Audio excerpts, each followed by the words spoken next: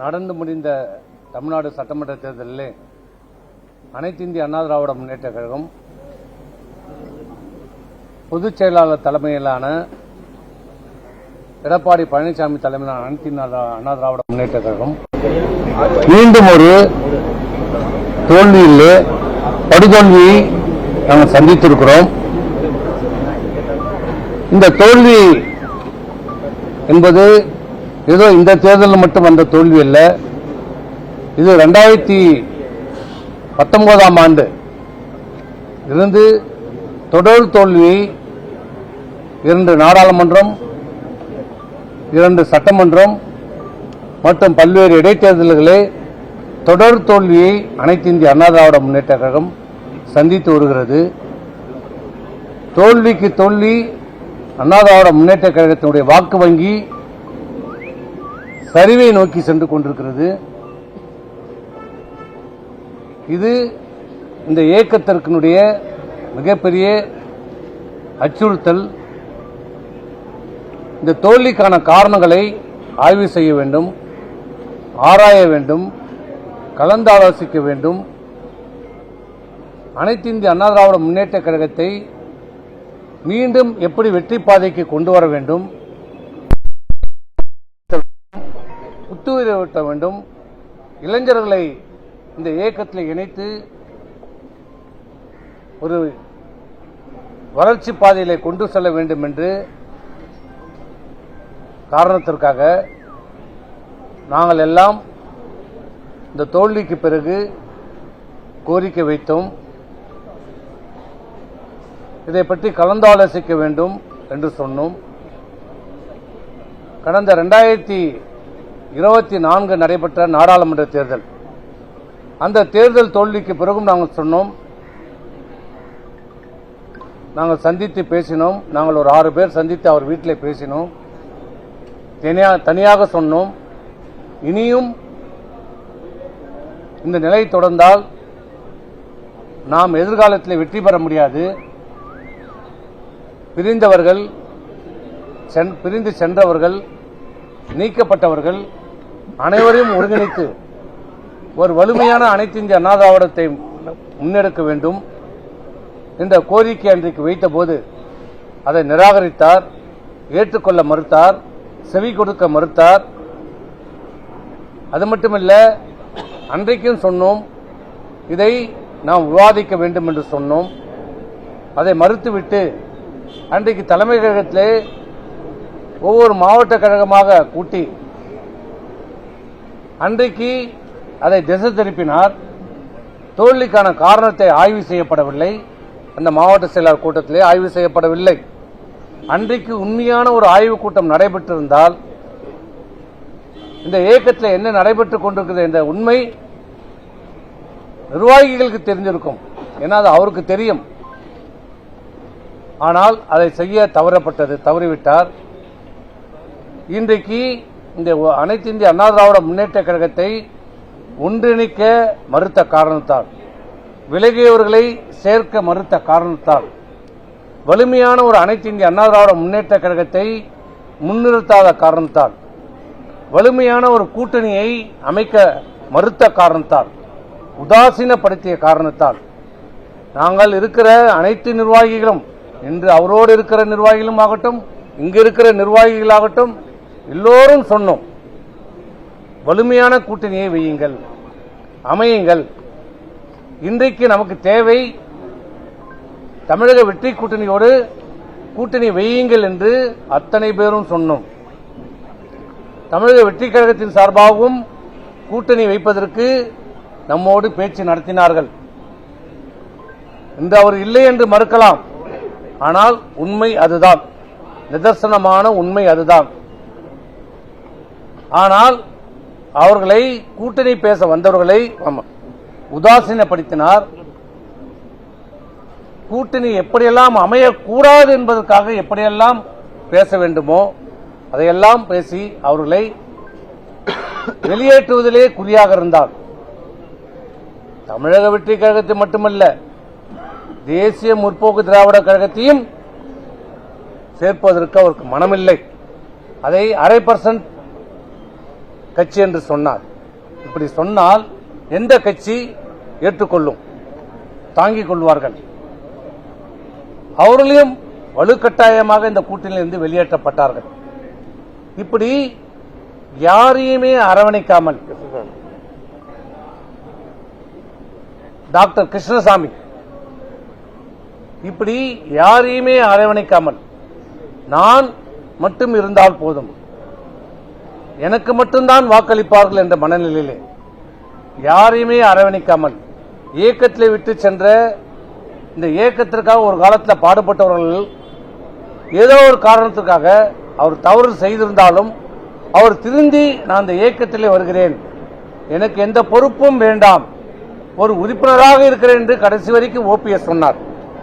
அவர் திராவிட முன்னேற்ற கழகத்தில் சேருவதற்கு முன்னால் கூட சொன்னார், என்னை அனைத்து இந்திய அண்ணா திராவிட முன்னேற்ற கழகத்திலே ஒரு உறுப்பினராக என்னை இணைத்துக் கொள்ளுங்கள் என்று சொன்னார். ஆனால் அதையும் ஏற்றுக்கொள்ள மறுத்தார்.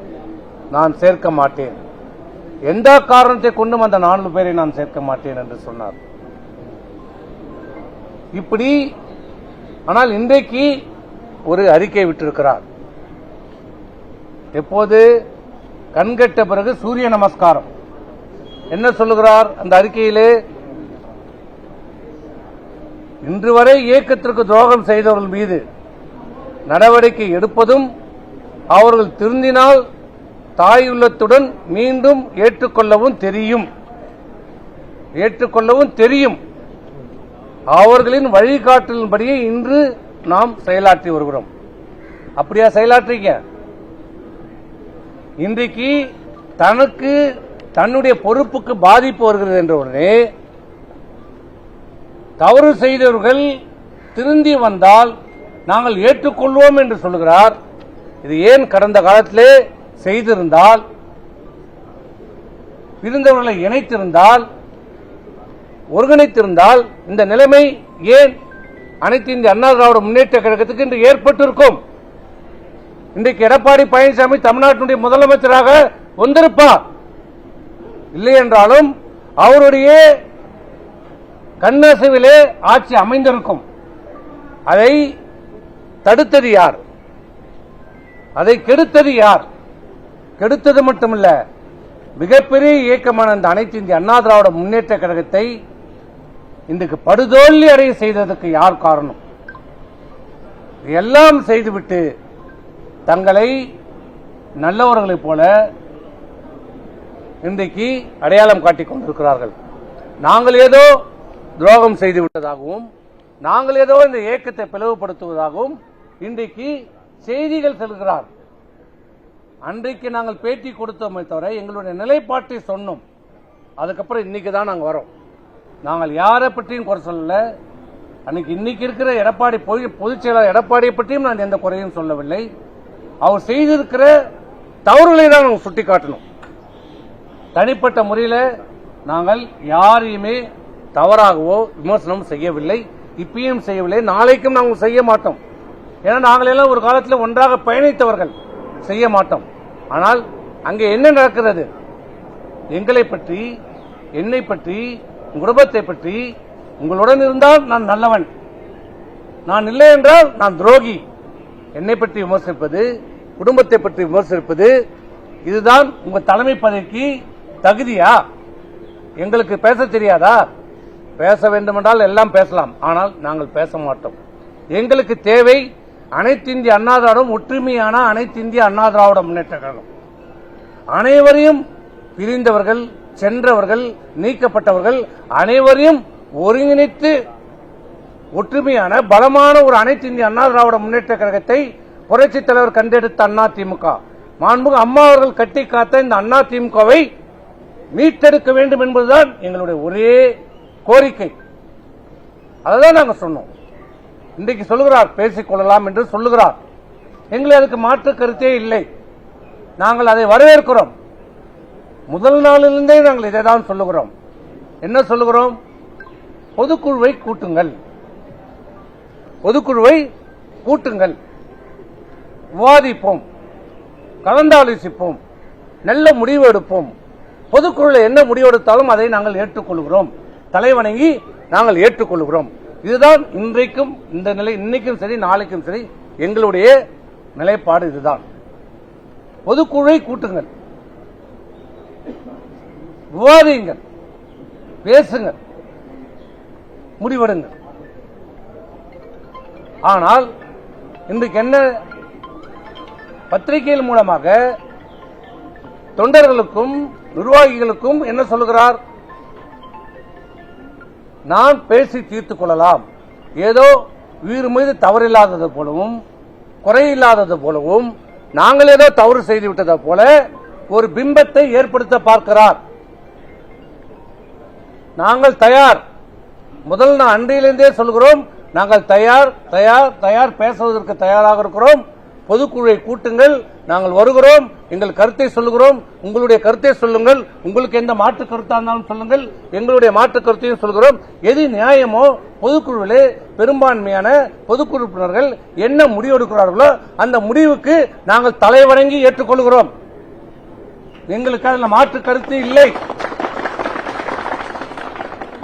இந்த பத்திரிகையின் வாயிலாக நான் சொல்லுகிறேன், தமிழகத்தில் இருக்கிற கோடான கோடி அனைத்து இந்திய அண்ணா திராவிட முன்னேற்ற கழக தொண்டர்களுக்கும் நிர்வாகிகளுக்கும் நாங்கள் சொல்வது, நாம் எல்லோரும் அனைத்து இந்திய அண்ணா திராவிட முன்னேற்ற கழகத்துடைய தொண்டர்கள்,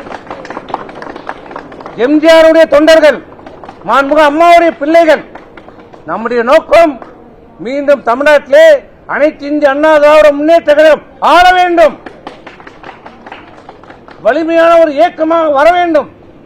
அந்த ஒரே காரணத்துக்காக தான் சொல்கிறோம், எல்லோரும் ஒருங்கிணைப்போம், எல்லோரும் ஒற்றுமையாக இருப்போம், எல்லோரும் ஒற்றுமையாக செயல்படுவோம். பொதுக்குழுவை கூட்டுங்கள். ஆனால் என்ன நடக்கிறது? பொதுக்குழுவை கூட்டுங்கள் என்று சொன்னால் அவர் என்ன செய்திருக்க வேண்டும்? இன்றைக்கு சொல்கிறார், பேசலாம் என்று சொல்கிறார், பேசி தீர்த்துக் கொள்ளலாம் என்று சொல்கிறார். ஆனால் ஒரு பக்கம் பேசலாம் என்று சொல்லிவிட்டு மறுபக்கம் கட்சியில் இருந்து அனைவரும் நீக்குகிறார். இதுவரை 31 மாவட்ட செயலாளர் பதவிகளை நீக்கியிருக்கிறார், விடுவித்திருக்கிறார். இன்னும் என்ன சொல்லுகிறார்? யாராவது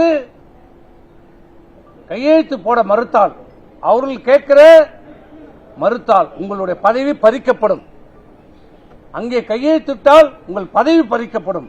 இப்படி அச்சுறுத்தி மிரட்டி உருட்டி இன்றைக்கு கட்சிக்காரர்களை மிரட்டி உருட்டி வைக்கப்பட்டிருக்கிறார்கள் நிர்வாகிகள். இப்படி அச்சுறுத்தலே வச்சிருந்தால் ஒரு கட்சி எப்படி வளரும்? அன்பா பாசமாக அரவணைத்து செல்ல வேண்டும், தொண்டர்களையும் நிர்வாகிகளும் அரவணைத்து செல்ல வேண்டும், தட்டி கொடுத்து செல்ல வேண்டும், பாசத்தோடு செல்ல வேண்டும். ஆனால் இங்க என்ன சொல்லப்படுகிறது? உன் பதவி எடுக்கப்படும், நீ நீக்கப்படுவாய் என்று மிரட்டப்படுகிறார்கள், அச்சுறுத்தப்படுகிறார்கள். பார்த்தீர்களா? 37 பேர் பதவிகளை நீக்கியிருக்கிறோம். உங்கள் ஒன்றிய செயலாளர் பதவி எடுக்கப்படும், நகர செயலாளர் பதவி எடுக்கப்படும் என்று சொல்லப்படுகிறது.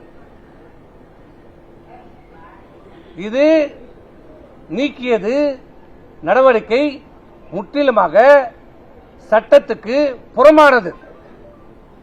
அதிகாரம் இல்லை, அதிகாரம் இருக்கிறது என்ற பெயரில் நீக்கினாலும் அது செல்லாது. இன்று வரை இந்த நிமிடம் வரை நீக்கிய விடுவிக்கப்பட்ட பொறுப்புகளை செல்லாது. ஏன்னா ஒரு இயக்கத்தில் பிளவுபட்டால், கருத்து வேறுபாடு ஏற்படுகிற போது, பிளவு என்ற ஒரு நிலைமை வருகிற போது, என்றைக்கு அந்த கருத்து வேறுபாடு வருகிறதோ, என்றைக்கு அந்த பிளவு அதிகாரப்பூர்வமாக வருகிறதோ, அன்றைய தேதியில யார் யாரெல்லாம் பொறுப்பில் இருக்கிறார்களோ அந்த பொறுப்பில் இருக்கிறவர் தான் நீதிமன்றத்துக்கும் பிரமாண பாத்திரத்தில் கையெழுத்திட வேண்டும். தேர்தல் ஆணையத்திலும் அபிடேவிட்ல அவர்கள் தான் கையெழுத்திட வேண்டும். இப்போது 31 மாவட்ட செயலரை விடுவித்து விட்டு 31 மாவட்ட செயலரை போட்டிருக்கிறார்களே, நாளை தேர்தல் ஆணையத்தில் இந்த வழக்கு வந்தால், நீதிமன்றத்தில் இந்த வழக்கு வந்தால் நாங்கள் தான் கையெழுத்திட வேண்டும். புதிதாக நியமிக்கப்பட்டிருக்கிற யார் கையெழுத்திட்டாலும் செல்லாது, செல்லாது, செல்லாது. அது ஒரு செல்லாத நோட்டு. ஏனென்றால் அதற்கு உதாரணம் வேறு யாரையும் கேட்க வேண்டாம். இவர்கள் எப்படி தேர்ந்தெடுக்கப்பட்டார்கள்? ஓ பன்னீர்செல்வமும் எடப்பாடி பன்னீர்செல்வமும் எடப்பாடி பழனிசாமி அவர்களும் தேர்தல் ஆணையத்திலே வழக்கு நடைபெற்ற போது தீர்ப்பு வழங்கப்பட்டது. அதுல பெரும்பான்மை பொதுக்குழு உறுப்பினர் யாருக்கு இருக்கிறார்கள் என்று கணக்கெடுக்கப்பட்ட போது எந்த தேதி நிர்ணயிக்கப்பட்டது தெரியுமா? 5/12/2016 அம்மா இறந்த தேதி. ஆனால்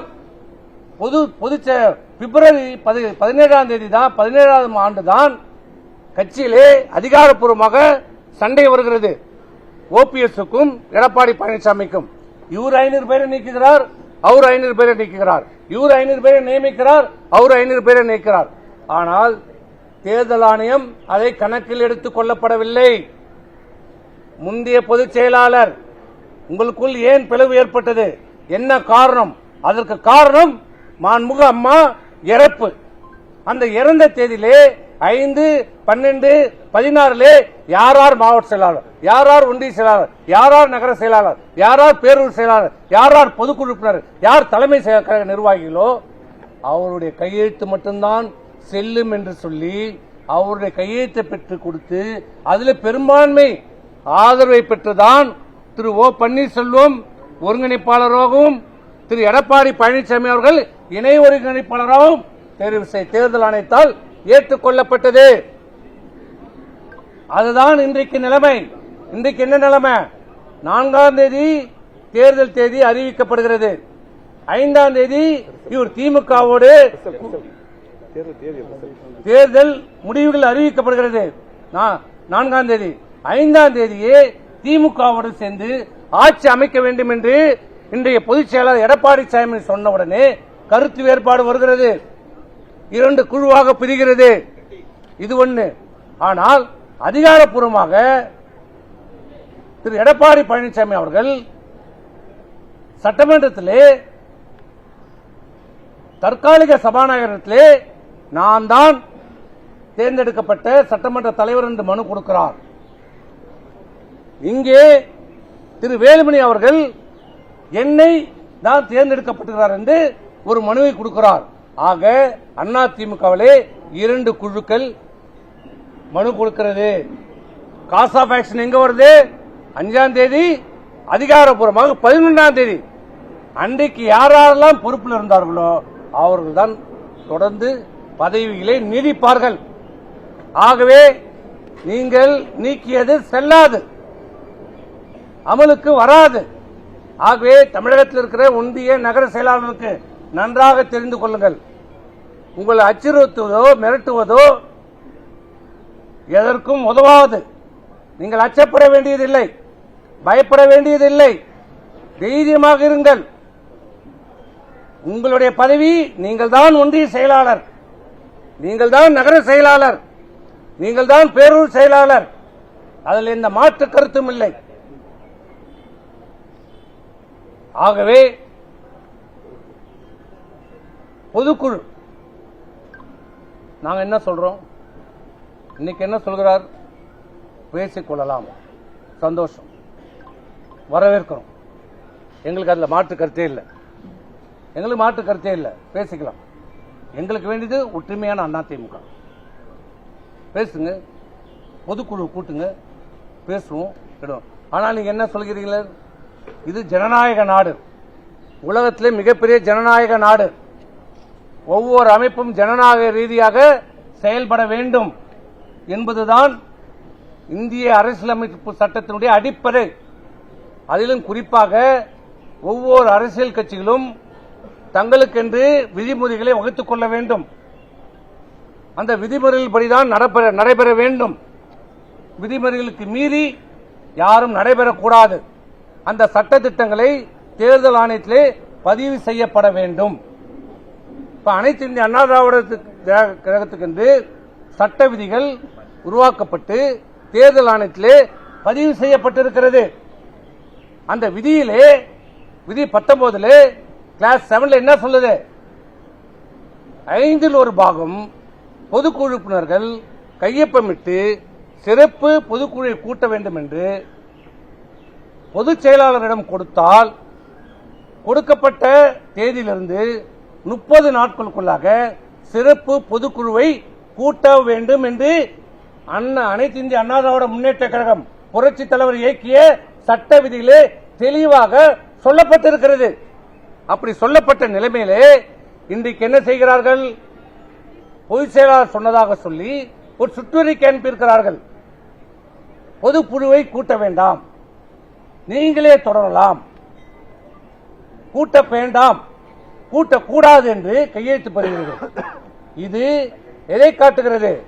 ஒரு கட்சியினுடைய பொதுச் செயலாளர் அந்த கட்சியினுடைய சட்டத்திட்டத்திற்கு எதிராக செயல்படுகிறார், ஜனநாயக முறையிலே செயல்பட மறுக்கிறார், சர்வாதிகாரத்தனமாக செயல்பட வேண்டும் என்று சொல்லுகிறார்.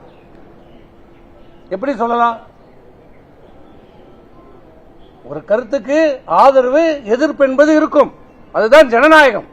பேசவே கூடாது, கேள்வியே கேட்கக்கூடாது, எதிர்த்து பேசவே கூடாது, நான் சொல்வதுதான் சட்டம் என்று சொன்னால் இதை எப்படி ஏற்றுக்கொள்ள முடியும்? பேசிக்கொள்ளலாம் என்று சொல்லுகிறீர்கள், ஆனால் இப்படி பேசிக்கொள்ளலாம் என்று ஒரு பக்கம் சொல்லிவிட்டு மறுபக்கம் அனைவரையும் கட்சி பதவிகளை நீக்குகிறீர்கள், கட்சியை விட்டு நீக்குகிறீர்கள், பொதுக்குழுவை கூட்ட வேண்டாம் என்று கையெழுத்து பெறுகிறீர்கள். இது எந்த விதத்தில் நியாயம்? இது எந்த விதத்தில் நியாயம்? பேச வேண்டும் என்று சொன்னால் உண்மையாக பேச வேண்டும், உண்மையான எண்ணம் இருக்க வேண்டும், மனம் இருக்க வேண்டும். மக்களுக்காக, தொண்டர்களை ஏமாற்றுவதற்காக சொல்லக்கூடாது. சொல்லுகிறார் அனைத்து இந்திய அண்ணா திராவிட முன்னேற்ற கழகம் தேர்தலில் வெற்றியும் தோல்வியும் சகஜம். உண்மை, நாங்கள் ஏற்றுக்கிறோம். தேர்தலில் வெற்றி தோல்வி சகஜம். ஆனா இங்க தோல்வியே தானே சந்திச்சிட்டு இருக்கிறோம். அதுதானே இங்க பிரச்சனையா தானே. ஒரு தோல்வி இல்லை, 2 தோல்வி இல்லை, 3 தோல்வி இல்லை, தோல்வியை கூட சந்திச்சுக்கலாம். ஆனா அந்த தோல்வியை பற்றி நான் விவாதிக்கவே மாட்டேன்னா என்ன? நாங்க என்ன சொல்றோம்? தோல்வி விவாதிங்க. ஏன், என்ன காரணம்? விவாதிக்க தான் சொல்றோம், ஆனா நான் விவாதிக்கவே மாட்டேன். அது எந்த விதத்தில் நியாயம்? எந்த வித ஜனநாயகம்? சொல்லுங்க. அது மட்டும் இல்ல, இன்னொன்னு சொல்றார், பதவி இல்லாமலும் மக்களுக்காக போராடும் இயக்கம், தேர்தலில் இருந்து பாடம் கற்றுக்கொள்ளும் இயக்கம். பாடம் கத்துக்கிற மாதிரி தெரியலையே. தோல்விகளை வெற்றியாக்கி ஆட்சியை பிடிக்கும் இயக்கம். ஆமா, எப்ப? புரட்சி தலைவி அம்மா இருக்கிற வரைக்கும் தோல்வியை வெற்றியாக்கி காட்டிய தலைவி புரட்சி தலைவி அம்மா. தோல்வி ஏற்பட்டாலும் அந்த தோல்வியை என்னுடைய தோல்வி, தோல்விக்கு நான் தான் காரணம் என்று நேரடியாக ஒப்புக்கொள்கிற தைரியம் உள்ள தலைவி புரட்சி தலைவி அம்மா. இங்கே தோல்வியும் ஒட்டுக்கொள்ளவில்லை, வெற்றியும் இல்லை, மனப்பக்குவம் இல்லை.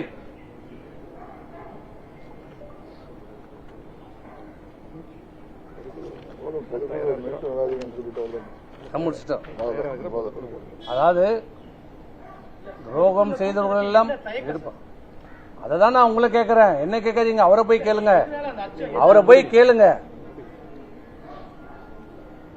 ஆகவே எங்களுக்கு எங்களுடைய நோக்கம் வலிமையான அனைத்து இந்திய அண்ணா திராவிட முன்னேற்ற கழகம் உருவாக்கப்பட வேண்டும். எம்ஜிஆர் அவர்கள் உருவாக்கிய இந்த இயக்கம், மாண்பு அம்மா அவர்களால் கட்டி காக்கப்பட்ட இந்த இயக்கம் மீண்டும் வெற்றி பாதையிலே கொண்டு வர வேண்டும். அனைவரையும் ஒருங்கிணைக்க வேண்டும்.